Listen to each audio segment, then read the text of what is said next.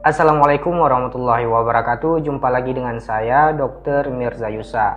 Nah, baik, kali ini kita akan membahas tentang penyebab kucing susah pipis.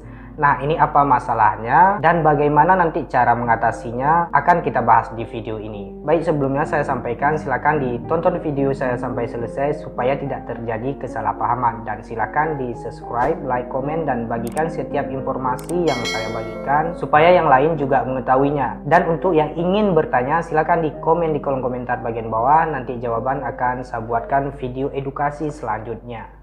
Sebelum kita lanjut, kita intro dulu.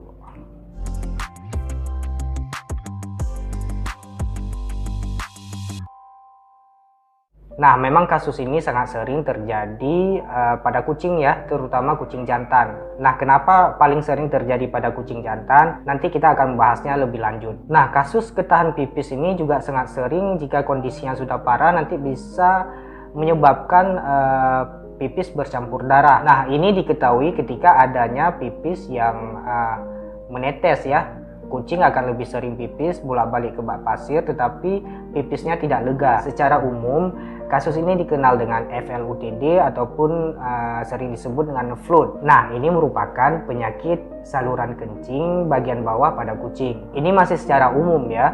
Nanti penyebab flood ataupun FLUTD ini juga ada beberapa nanti yang akan kita bahas satu persatu gitu. Ya, tentunya ketika ingin mendapatkan diagnosa pasti dari penyakit ini, sebenarnya butuh pemeriksaan dari dokter. Dokter nanti akan melakukan beberapa pemeriksaan, mulai dari pemeriksaan umum hingga pemeriksaan penunjang seperti pemeriksaan lab, USG, urologi, dan sebagainya. Nah, kenapa penyakit ini sangat sering terjadi pada kucing jantan seperti yang sudah kita bahas sebelumnya tadi?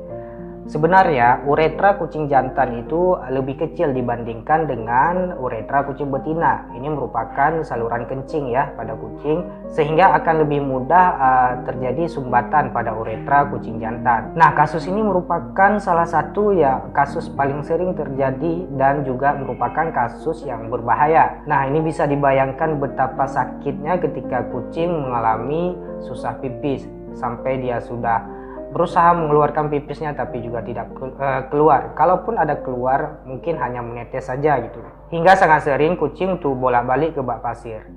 Nah, sebagai owner, jika sudah melihat kondisi seperti ini, ada baiknya segera dilakukan pertolongan pertama jika memang belum sempat dibawa ke dokter. Cuma ada baiknya saran kami, jika kondisi kucing kalian sudah menunjukkan gejala seperti ini, jangan dilamakan lagi ya, karena ini merupakan penyakit yang berbahaya. Maka akan segera dibawa ke dokter itu lebih baik daripada dicari beberapa pertolongan yang lainnya gitu. Nah, baik, kita akan membahas satu persatu penyebab penyakit FLUTD ya. Nah, yang pertama penyebab infeksi. Infeksi yang terjadi pada saluran kemih sangat sering disebabkan oleh adanya infeksi bakteri ya, sehingga nanti dapat berpengaruh pada tertahannya pipis kucing kalian. Jika dari infeksi ini menimbulkan luka, maka nanti pipis dapat bercampur dengan darah. Nah, namun untuk mengetahui penyebabnya ini infeksi atau bukan, perlu dilakukan pemeriksaan yang dilakukan oleh dokter ya. Mulai dari pemeriksaan umum hingga nanti ada pemeriksaan yang lainnya. Kemudian yang kedua, penyebab urolithiasis. Urolithiasis ini terjadi karena adanya batu di kantung kemih, sehingga jika dibiarkan maka akan bertambah banyak dan bertambah besar. Ini yang menyebabkan tertahannya pipis pada kucing, sehingga nanti juga merasa sangat kesakitan gitu. Apalagi dari batu-batu kecil yang seperti kerikil dapat mengkikis dari kantung kemih, sehingga nanti akan terjadi luka dan pipisnya akan bercampur dengan darah gitu. Kemudian yang ketiga, penyebab inflamasi atau peradangan. Nah, ketika terjadi inflamasi ataupun peradangan di bagian kantung kemih maupun di saluran uretra, ini nanti dapat menghambat keluarnya pipis, sehingga nanti pipis kucing kalian akan tertahan gitu. Kemudian yang keempat, peradangan pada prostat.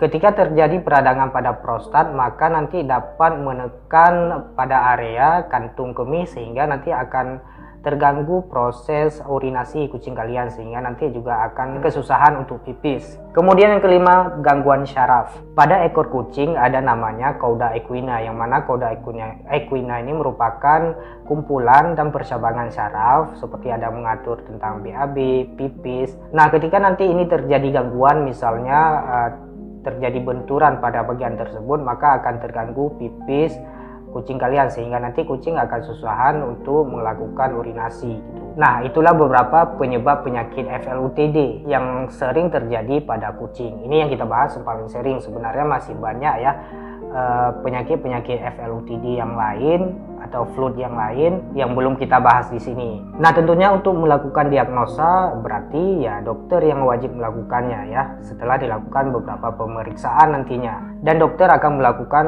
beberapa pemeriksaan dan memberikan obat sesuai dengan hasil pemeriksaan tersebut. Lalu bagaimana pertolongan pertamanya? Untuk pertolongan awal kalian bisa berikan makanan recovery urinary SO, kemudian juga bisa obat pemecah batu yang dijual di pet shop, dan sementara waktu kalian wajib menahan sedikit minumnya ya supaya tidak menumpuk di kantung kemih yang dapat memperparah kondisi kucing kalian nanti. Nah, selanjutnya segera kalian bawa ke dokter untuk melakukan pemeriksaan dan penanganan lebih lanjut. Karena nanti jika dilamakan maka kondisi akan semakin parah.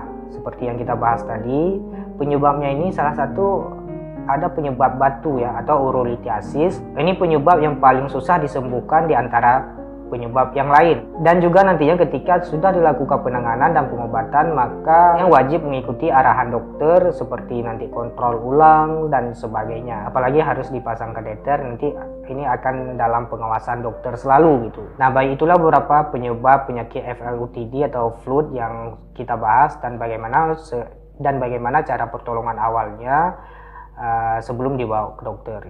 Baik, sekian informasi dari saya, semoga bermanfaat. Silakan dibagikan video saya ke yang lain supaya yang lain juga mengetahuinya.